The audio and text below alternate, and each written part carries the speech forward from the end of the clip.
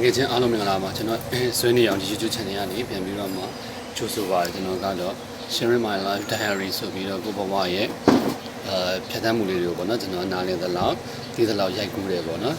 ်ဒီကတော့ food blog ကိုအများဆုံးရိုက်ဖြစ်ခဲ့တယ်ပေါ့နော်တကယ်တော့ကျွန်တော်ရဲ့မူလအသက်မွေးလုပ်ငန်းကတော့စာရေးခြင်းစာဖတ်ခြင်းကာတွန်းရေးခြင်းပေါ့နော် cartoonist တရားဖြစ်ခဲ့တယ်ပေါ့အခုတော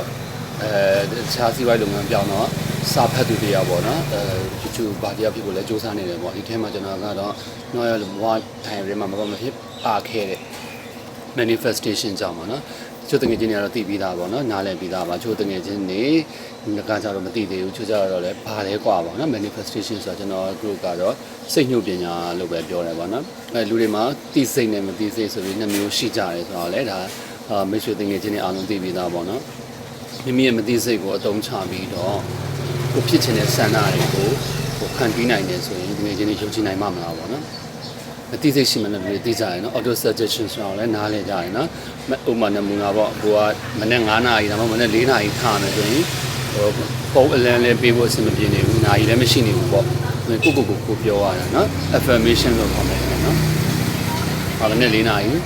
အေးရထားမယ်ငါမနေ့4နာရီအေးရထားမယ်ငါမနေ့4နာရီအေးရထားမယ်ပေါ့နော်ဒီလိုပြောလိုက်တဲ့ခါမှာထူးဆန်းစွာပဲမနေ့4နာရီမှာဖတ်ကနေနိုးလာတယ်ငွေကြီးနဲ့စမ်းကြည့်လို့ရတယ်နော်ဆိုတော့ဟိုဒါတွေကတော့အားလုံးသိပြီးသားမလို့အထူးထည့်မပြောလို့တော့ပေါ့နော်ကျွန်တော်အခုပြပြချင်တဲ့ဒီ manifestation sound ကတော့ manifest now ဆိုပြီးတော့နော် manifest now ဆိုပြီးတော့မှဆ iam ညာနာပါနော်ထင်းညာနာဘာသာပြန်ထားတာပါနော်ဝင်းဆိုင်ဆ iam ကတော့ရှိပါတယ်နော်ရှိတဲ့တာကတော့ဒီဝင်းဆိုင်ဆ iam ကလည်းသူကလည်းစိတ်ညှို့ပညာနဲ့ပတ်သက်ပြီးတော့လေ့လာအောင်မြင်ခဲ့တယ်ဆိုတော့နော်ဆ iam ညာနာကလည်းဒီညာနာထင်းညာနာကသူစောင်းတွေကိုစုပြီးတော့ဘာသာပြန်တယ်ပေါ့နော်ဒီထဲမှာ manifestation ဆိုရဲစိတ်ညှို့ပညာကိုစိတ်ဝင်စားတဲ့တကယ်ချင်းတွေကိုကျွန်တော်ကဒါလေးကိုညွှန်ပေးတာပေါ့နော်ချိုးပေါင်းတဲ့နေလည်းဖတ်ပြီးသားသိပြီးသားပေါ့နော်ချိုးကြလည်းမယုံဟုတ်ပါမလားပေါ့နော်ဒီတရားဟာဒီ manifestation ဆိုရဲစိတ်ညှို့ပညာနဲ့ကိုယ်ဘဝကိုပြောင်းလဲလို့ရတယ်ဆိုတာ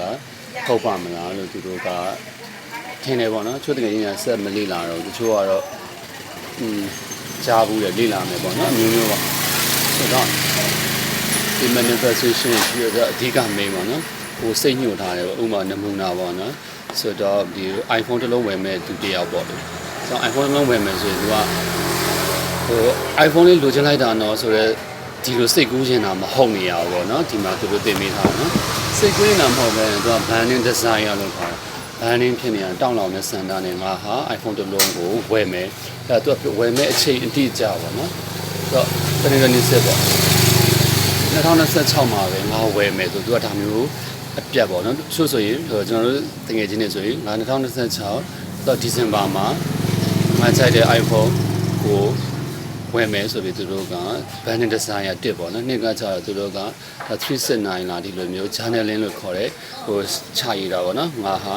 ဒီဖုန်းကိုဒီရက်ဒီလမှာဝယ်မယ်ဆိုပြီးတော့เนาะဒါဆိုနှစ်ချက်ရှိနော်နံပါတ်3ကကျတော့3ချက်မှာကကျတော့visualization လို့ခေါ်တယ်ပုံဖော်မြင်အောင်ချင်းပေါ့နော်ငါဟာ iPhone ကိုဘယ်မှာဝယ်မှာလဲဘယ်ဆိုင်မှာဝယ်မှာလဲကိုမျိုးမှာပဲလားဒါမှမဟုတ်ရန်ကုန်မြို့မှာဘယ်ဆိုင်လဲဆိုတော့ iPhone ကိုတောင်းဝယ်တဲ့ပုံစံပေါ့နော်ကိုကြိုက်တဲ့အရာကိုရလာတယ်ဆိုတော့ကိုကပျော်ရွှင်စွာနဲ့ပဲဒီ iPhone ကိုကင်ပြီးသုံးရတယ်ဆိုတာတွေကိုသူက visualization ပုံဖော်မြင်အောင်နိုင်ချင်းနေပေါ့နော်ဒီလို step တွေကိုကြော်ဖြတ်တယ်ဆိုရင်တော့မိမိလိုချင်တဲ့ဆုလက်ကိုရမယ်ပေါ့နော်ဒါပေမဲ့ချို့ကလေးတွေလူငယ်တွေပေါ့နားမလည်တော့ဒီလိုစိတ်ကူးရင်နိုင်တာတတိဖြစ်ကြရင်မြန်မာနိုင်ငံမှာပြကုန်တော့ချမ်းသာရတဲ့ဖြစ်ကုန်မှာပေါ့လို့သူတို့ပြောတယ်ဒါလည်းပြောတင်တယ်ပေါ့နော်ဆိုတော့ဒါပေမဲ့ကိုကလေ့ကျင့်စီတော့အခုမှ branding design ရလို့ခေါ်တယ်စားလဲဒီစိတ်သွားလဲဒီစိတ်ရှိရလားပေါ့နော်တချို့ကတော့စိတ်ကူးရင်ရတယ်ကားစီးကျင်လိုက်တာ Mercedes ကားစီးကျင်လိုက်တာနော်ဆိုပြီးတော့မေ့သွားပြီသူကသူမေ့သွားပြီနောက်ကြောက်ကြအဲ့လိုပေါ့လေငါ3နှစ်တိုက်ကြီးကွန်ထရိုနဲ့နေချင်လိုက်တာဆိုတော့ဟိုမနေ့ပိုင်းမှာစိတ်ကူးရင်နောက်ကြောက်သူမေ့သွားဒီလိုမျိုးမေ့နေတာမရဘူးတော့နော်အမြဲတမ်းမိမိနှလုံးသားထဲမှာမိမိဖြစ်နေတဲ့ဆန္ဒတွေကိုသူကတောက်လောင်နေရမယ်ဒီတည်းစာပိုက်တစ်ပိုက်ကိုဖတ်ပြပြီးတော့မှနှုတ်ဆက်ပြခြင်းနော်ကိုဗဟိုပြုခြင်းနဲ့ဆိုတော့ manifestation လုပ်မယ်စိတ်ညှို့ခြင်းကိုစလုပ်မယ်လူတစ်ယောက်အနေနဲ့ဘာလို့ရလဲတဲ့တင်လို့ခြင်းတဲ့အရာကိုဆွဲငင်နိုင်ဖို့စိတ်ကိုအေးချမ်းထားပြီးခံစားချက်တွေကိုစုစည်းပါအဓိကသူကဘာနဲ့သွားပြောနေဆိုဒီစိတ်ထဲမှာအမိုက်တိုက်တွေကိုရှင်းရမယ်နော်လူတိုင်းမှာတော့လောဘဒေါသမောဟရှိဒီလဲကလောဘဒေါသမောဟတွေသူများကိုမုန်းနေတဲ့စိတ်တွေဒါမှမဟုတ်လို့ရှိရင်ကြောက်ရွံ့နဲ့အဲ့လိုပေါ့ စိတ်ချင်းမတိုက်ဆိုင်တာတွေရှိတော့ရှိတယ်ဒါပေမဲ့ဒါတွေကိုဒီ manifest ကာလာမှာတဲ့ဖယ်ထားရမယ်ကျမတို့အားလုံးမှာတဲ့ကိုလိုချင်တဲ့အရာကိုညှို့ငင်နိုင်စွမ်းရှိပါတယ်ဒါတော့ကိုယ့်ကိုယုံကြည်မှရမယ်နော်ချိုးကစလာတွေကအစ်မရောက်ခင်မြားကုန်တယ်မဖြစ်နိုင်ပါဘူးဘာလို့ငါကဘာလို့ဒီနေ့ပစ္စည်းတွေကိုရမှာလဲလို့ထင်တယ်တဲ့ဒါမျိုးမလုပ်ပါနဲ့တင်းရဲ့ဖြစ်တည်မှုကိုဖန်တီးဖို့ဘယ်ရာမှမတားဆီးထားဘူးလေနေတိုင်းတင်းစိတ်ထဲကနေအဲ့လိုလောက်တာပါပဲတဲ့တင်းတွေးတဲ့အရာတွေကိုပို့ပြီးတွေးရတယ်တင်းစွမ်းအင်မြုပ်နှံထားတဲ့အရာတွေကိုပို့ပြီးတွေးကြုံရတယ်တဲ့ဆိုတော့ကိုယ်စိတ်ကူးထဲမှာရှိတဲ့အတိုင်းပဲเนาะကိုကောင်းတာတွေပဲအမြဲတွေ့တဲ့သူအကောင်းနေရမယ်เนาะကိုကအမြဲတမ်းစိုးတယ်လို့စိုးတာလေငါကအန်လက်ကီဖြစ်တယ်ဆိုရင်တော့အစိုးပဲရမယ်လို့ပြောထားတယ်เนาะအဓိကလုံးရမှာအဲ့ဒီအလုပ်ကိုတဲ့စိတ်တိုင်းကြလုပ်ပြီးသင့်စွမ်းအင်ကိုအထီရောက်ဆုံးအသုံးချဖို့ပဲတဲ့ညှို့ငင်ချင်းဆိုတာကိုယုံကြည်ပြီးတင်လို့ခြင်းတဲ့ဘဝကို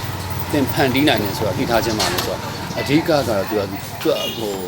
ယုံကြည်မှုရှိနေရမယ်ပေါ့နော်ကိုဖြစ်ခြင်းတဲ့ဘဝဘာလဲလို့လည်းပြည့်သားသိရမယ်ပြည့်သားသိပြီးတော့အဲ့ဒါကိုဟာဖြစ်နိုင်တယ်ငါပြောင်းလဲနိုင်တယ်သူပဲလို့လည်းယုံကြည်မယ်ပြီးရင်သူကတော့ဒီ manifest step လေးတွေရှိရပေါ့နော်ဒီ step တွေကျွန်တော်နားလည်တော့ဆိုတော့အဓိကမင်းသူရှင်ထဲမှာယုံကြည်မှုမရှိတာတွေအရင်ဖယ်ရှားမှာပေါ့နော်အများဆုံးကကြောင့်တော့မဖြစ်နိုင်ပါဘူးသူတို့ပဲမာစီစကစီမယ်ငါတို့ကဝန်ထမ်းမျိုးရိုးငါတို့ကကားစီးတဲ့အဆင်မဟုတ်ဘူးငါတို့ကဆိုင်ကယ်နဲ့ပဲကျင်းတတ်တယ်ဆိုတော့ကိုယ့်သူ limiting belief လုပ်လိုက်တယ်ပေါ့နော်ဒါမျိုးမလုပ်ဘဲနဲ့ကိုယုံကြည်တဲ့ဘဝပန်းတိုင်ကိုဟို action ယူရဲဆိုတော့ကိုယ့်ရဲ့ဒီပြင်ပစူးစမ်းမှုနဲ့ကျောင်းသားတယောက်ကလည်းaudit ထွက်နေဆိုရင်တော့စာလည်းကြက်ရမှာနော်စာလည်းမကြက်ရပဲဒီလေ့လာမှုတွေလည်းလုပ်ရမယ်ဒါပေမဲ့သူ့ရင်ထဲမှာယုံကြည်မှုကငါဟာ